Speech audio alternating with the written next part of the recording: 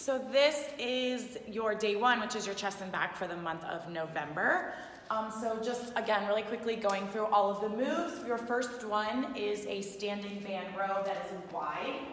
So you're gonna grab the band, your knuckles are gonna be up the whole time, and your elbows go nice and wide, just like that.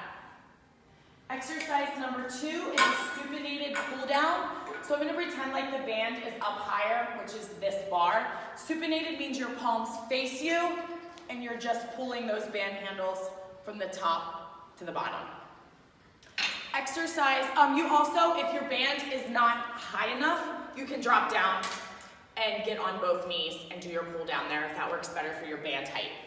And exercise number 3 is another type of band row, except our hands are thumbs up. You're gonna grab the band and those elbows are going to scrape the side of your torso. So thumbs up the entire time. The first one is wide, knuckles up. The third one is more narrow with your thumbs up. So those are your 3 for your back. Your chest, you are going to do a flat bench, straight bar press. I know you said you had your bar at home. If you can't press your bar, I don't know how much it weighs, probably 35 or 45, like this, wide grip, exhale as you press up. If you can't do the bar very well, you can use regular dumbbells, that's fine. Then you have push-ups, which you're familiar with, but I would prefer you not to drop your knees. So if you can, elevate your hands on the bench, like this, and take your chest down to your elbows. That way you're not on your knees. We still have our core and our glutes engaged. And then the third one, you're gonna grab your band again, and we're going to press thumbs up. So this is another form of a press, but it's narrow. So no hand rotation, your thumbs are up. Then you have lower body. So you have a one-leg squat to your bench or a chair. I don't know if your bench is a normal bench or if it's like kind of low. So that foot kicks out. Try your best to drop your butt all the way to the bench. If you feel a little unsteady, all the work's gonna stay in that leg, but you can tap your toe and just hold it on the floor for support while still working that one leg. You're gonna do each side. Then you're gonna lie down on the floor. Your heels are gonna go on the bench.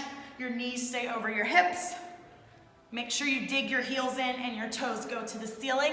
That's number 2.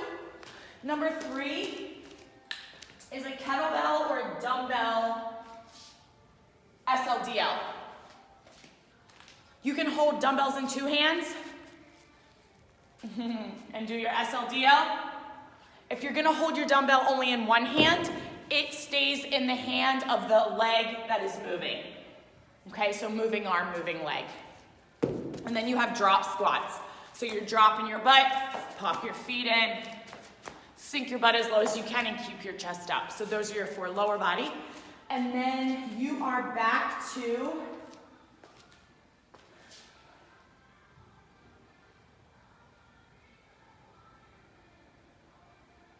your back. So hopefully you can use both handles for your one-arm fly.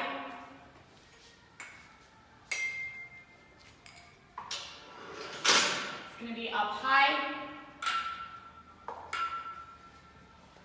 Grab both handles. You're gonna go from high to low. So you're holding on to that handle, high to low.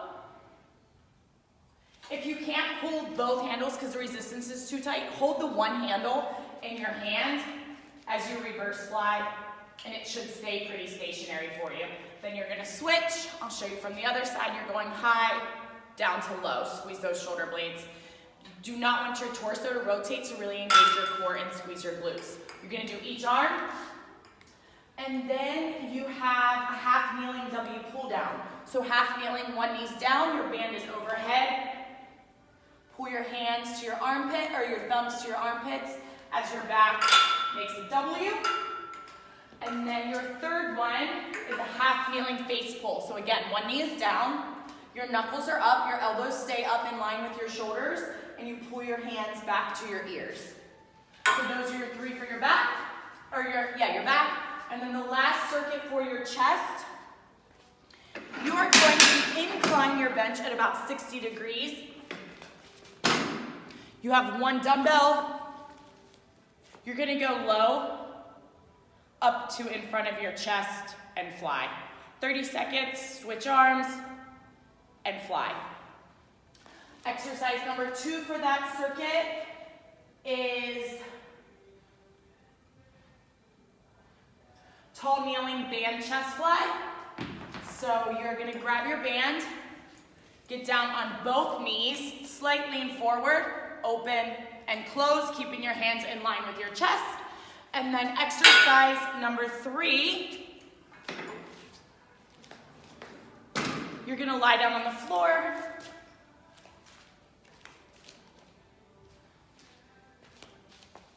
Bend your knees and chest fly from this position with dumbbells, keeping your hands over your chest. So those are your 3 for your chest.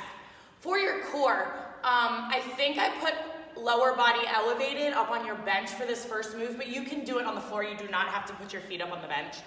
You are going to get into a plank position. You're gonna do 30 seconds on one leg where you cross to the opposite elbow, come to the center, and go to the outside. And you're gonna repeat that pattern for 30 seconds. Number 2, you're gonna sit on your bench.